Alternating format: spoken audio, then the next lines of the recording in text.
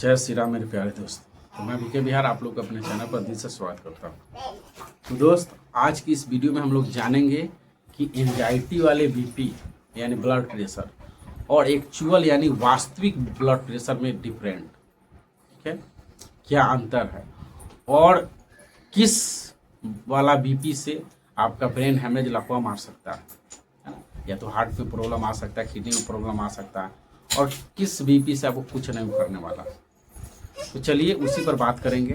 तो आप मेरा वीडियो देखते होंगे दोस्त, तो आपको पता है कि मेरे पिताजी को पैरालिसिस मार चुका है ना, और उन्हीं के इलाज के दौरान है ना हम बहुत से अस्पताल उनको ले लेके गए और वहाँ पर बहुत तरह के इस चीज़ से है ना पैरालिसिस लकवा ब्रेन हेमरेज के मरीज को देखे। तो देखना कोई बड़ा बात नहीं है ना, लेकिन देखते देखते कहीं ना कहीं भाई माइंड में लोड होते जा गया, लोडते हो गया। एक दिन क्या हो गया, मेरा खुद है ना बीपी बढ़ गया, या तो पैनिक हो गए कह सकते हो, घबराहट बेचैनी, दिमाग कंट्रोल होने लगा बॉडी पर से, और हमको लगा कि हम भी निकल लिए और हम भी उसी तरह से हो जाएंगे, इधर उधर घूमेंगे, कोई पूछेगा नहीं, बहुत तरह की बात सोचने लगे। और इस तरह से है ना उस दिन घबराहट बेचैनी हुआ, पैनिक हुए, डॉक्टर आके चेक किया, बीपी है ना बढ़ा हुआ था बहुत, और उस दिन से मेरा 2 साल तक इसमें फंसा होना पड़ गया। क्यों इतना दिन हम पड़े रहे? क्योंकि भाई हमको कोई बताने ही वाला नहीं था, क्योंकि हम गांव से हैं, पता ही होगा अगर वीडियो आप देखते होंगे दोस्त। जाते थे डॉक्टर के पास है ना, तो इलाज करते थे, जो भी डॉक्टर दवा देते थे वो खा रहे थे, जांच, तो भाई जांचे मेरा नॉर्मल था, दवा भी खा रहे थे, कुछ हो नहीं रहा था, बस कट रहा था जीवन कि भाई आज कुछ हो जाएगा, परसों कुछ हो जाएगा, अभी हो जाएगा, तभी फट जाएगा, नस फटेगा, लकवा मरेगा, हार्ट अटैक, कुछ न कुछ होगा भाई। लगता नहीं था कि बचने वाले हैं भाई। हर दिन 2 सालों में धीरे धीरे टाइम जैसे स्पेंड हुआ बीता, तो लग रहा था कि नहीं कुछ होगा नहीं, लेकिन हमेशा यह चीज़ का हमको डर था है ना कि हमेशा घबराहट बेचैनी बना रहा था। तो यहाँ पर गलत फहमी का शिकार हम हो गए थे। आप भी कौन है ना, आप भी हो सकते हैं, और इसी वजह से आप नहीं कर रहे थे। चलिए क्लियर करते हैं। तो अगर आपके पास रियल बीपी है यानी वास्तविक ब्लड प्रेशर है, तो ब्लड प्रेशर क्या होता है पहले इसको समझ लो। मान के चलो यह आपके हम लोग के अंदर धमनी है, नसें हैं, ठीक है। तो मान के चलो इतना नॉर्मल है ना, इतना जो छेद दिख रहा है, कैसे दिखाएं हम, इधर से दिखाते हैं, इधर में जो ब्लड जा रहा है आ रहा है, अगर इतना है तो ही नॉर्मल है।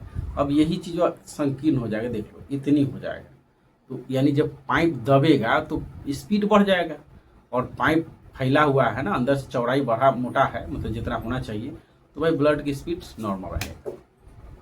तो जिसका अंदर से काई जम गया, अंदर क्या होगा, काई जम जाता है ना, कोलेस्ट्रॉल का हो या तो काई का हो या तो कचरा का हो, अंदर जैसे होता है ना कि खेत में पानी उनी पटाते हो तो उसके अंदर मिट्टी जम जाता है, या तो नल वाला जो होता है ना, नल आप पानी उनी भरते हो तो उसके अंदर कचरा जम जाता है। तो अंदर से है ना, जैसे देखो यही मान के चलो छेदा है, तो अगर इतना है तो नॉर्मल है। अब इसी में माटी उटी जम जाएगा, कचरा उचरा जम जाएगा, तो संकीर्ण हो जाएगा, इसका मुंह पतला हो जाएगा। तो जब पतला हो जाएगा तो प्रेशर बढ़ जाएगा, हार्ट के पास ब्लड तेजी से जाएगा, तो तेजी से पंप करेगा, ठीक है। तो आपका बीपी बढ़ा हुआ दिखाएगा। जब तक इधर कचरा है, जब तक पाइप दबले है, तब तक क्या होगा, आपका बीपी हाई दिखाएगा। तो यही आपका बीपी ओरिजिनल है यानी रियल है। इसको ठीक करना होगा, आपको डाइट सुधारना होगा, एक्सरसाइज जोड़ना होगा, मेडिटेशन जोड़ना होगा, प्राणायाम जोड़ना होगा, और खान पान सुधारना होगा, अनिवार्य, ठीक है। और यह बीपी कितना रहेगा, मान के चलो कि किसी का है ना ये बीपी दिखा रहा है कि भाई आपका 150 है, 150/90 है, या तो 99 है, या तो 145/90 दिखा रहा है, 140/90 दिखा रहा है, ठीक है। तो भाई अब यहाँ पर एक समझने वाली बात है कि मान के चलो पहले आप बीपी चेक करवाए होंगे तो 120/80 होगा, ठीक, या तो 122-23 जो भी है, लेकिन अब दिखा रहा है 150, 55, 45 है ना, इस तरह से, और आज भी दिखाया इतना ही। और आ गया सवाल कि जैसे पहले 120/80 था है ना, या तो 22-23 जो भी कह लो, या तो 130/80-85 जो भी, तो उस समय आपका बॉडी में कोई दिक्कत नहीं था है ना, कोई घबराहट, कोई बेचैनी, कोई चक्कर, कुछ भी गड़बड़ नहीं था, तो भाई नॉर्मल था। कहा जाता है कि नॉर्मल बीपी वही होता है दोस्त कि आपको बीपी कितना भी रहे लेकिन आपको कोई शरीर में कोई प्रॉब्लम नहीं आ रहा, तो बीपी नॉर्मल ही माना जाता है, क्योंकि शरीर के अनुसार बीपी है ना एक्चुअल डिसाइड होता है ना। जैसे जूता चप्पल जितना आदमी बड़ा है उस तरह से उसका जूता चप्पल रहता है ना साइज, भाई कपड़े है तो बता, हम मेरा हाइट जितना है, चौड़ाई है, उसी हिसाब से ही कपड़ा है, ठीक है। तो ऐसा थोड़े कि मेरा कपड़ा सारा में हट जाएगा, नहीं भाई, जिस जैसा आदमी है उस तरह का कपड़ा, जूता, चप्पल जो भी चाहिए, है कि नहीं। तो उसी तरह से बीपी एक्चुअल है ना बॉडी के अनुसार होता है, लेकिन एक एवरेज है 120/80। तो इसीलिए बता रहे हैं दोस्त कि अगर आपको बीपी 130/80 रह रहा है या 85, आपको कोई दिक्कत नहीं हो रहा था, आप टेंशन मत लो कि बढ़ा हुआ है, ठीक है। मेरा कहने का मतलब है कि पहले आप 120/80 रहता था, अब क्या हो रहा है कि 145/90 दिखा रहा है बार बार। सुबह ना पाए तो उतने, शाम में उतना, कल है परसों, लगातार आपका यही रीडिंग आ रहा है। तो भाई यह आपका एंजाइटी वाला बीपी नहीं है, यह आपका रियल बीपी है, इसको आपको ठीक करना पड़ेगा, है ना। इसके लिए डॉक्टर से कंसल्ट करिए, खान पान सुधारिए, एक्सरसाइज करिए, ठीक हो जाता है। और तो यह आपको है ना, अगर यह इसको आप हल्का में लीजिएगा तो ये आपको हल्का कर देगा। मेरा कहने का मतलब है कि यही बीपी के कारण, एक्चुअल बीपी के कारण है ना, जो भी है लकवा, ब्रेन हेमरेज, ये सब हार्ट की प्रॉब्लम, किडनी की प्रॉब्लम हो जाता है।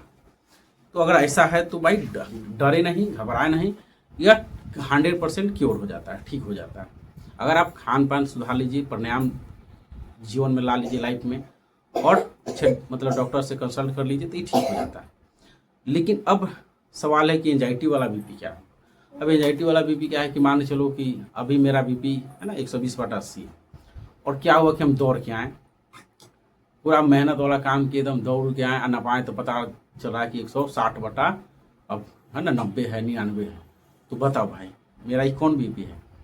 तो भाई हम काम किए तो बढ़ गया, तो यह एंजाइटी वाला बीपी है। फिर क्या हुआ कि मान चलो किसी कारण से कोई पैनिक हो गए, घबराहट हो गया, किसी चीज़ को देख लिए, डर गए, उसमें देखे कि बीपी मेरा एकदम 160-70 जो भी है ना, 80-90-100 जितना है हो गया।